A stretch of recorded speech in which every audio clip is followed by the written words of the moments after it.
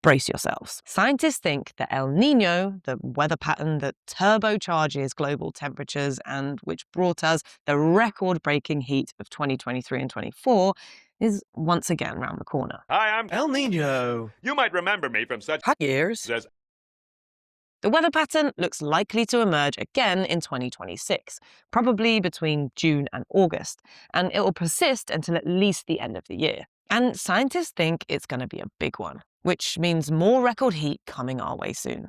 Scientists at the US Climate Prediction Center, part of the government's National Oceanic and Atmospheric Administration, are predicting a return to El Niño conditions. The center tracks temperatures in part of the tropical Pacific Ocean where El Niño conditions originate, and uses statistical methods to predict how likely they are to occur in the coming months.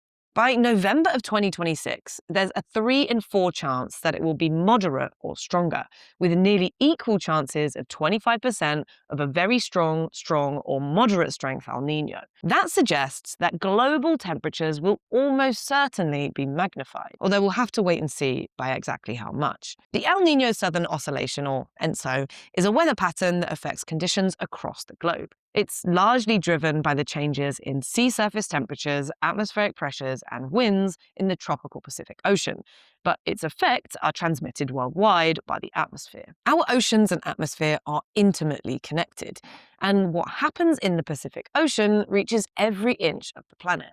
ENSO describes a phenomenon whereby conditions flip between warmer and cooler sea surface temperatures over a period of several years. When the ocean surface is warmer than average, it's known as El Niño, and when it's cooler, it's La Niña.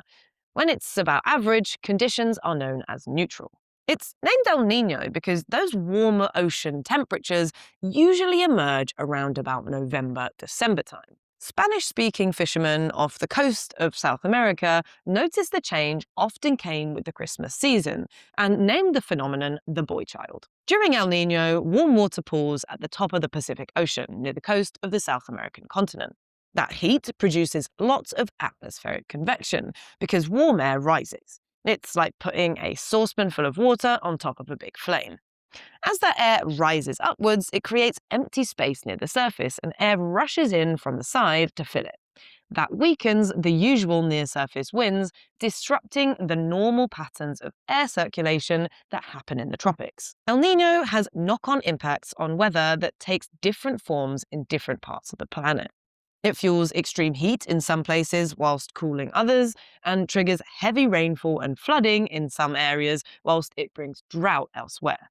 2024's El Niño, the 5th strongest on record, brought drought and water shortages in southern Africa that led to crop failures and food shortages, multiple storms in Central South Asia that caused heavy rain and flash flooding, and rainfall in southern Brazil that exposed 90% of one of its states to flooding, injuring over 150,000 people and displacing 80,000 more. These are not trivial events. They are dangerous extremes that kill people. And when added onto the rapidly accelerating climate heating trend, El Niño's effects can be profound.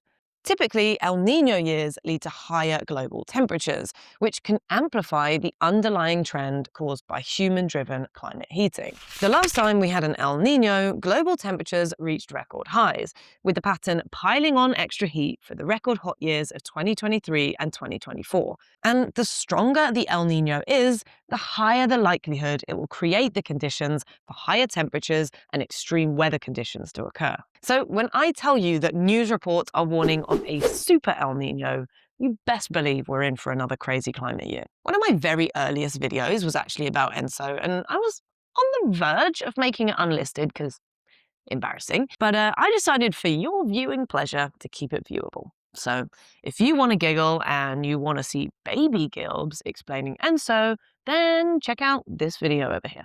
Thankfully, my videos have improved somewhat since then, and that is largely because of my supporters on Patreon, who allow me to spend more time making these videos and to buy better kit. So if you value the work that I do and you want to support the channel, then please do consider joining them over here.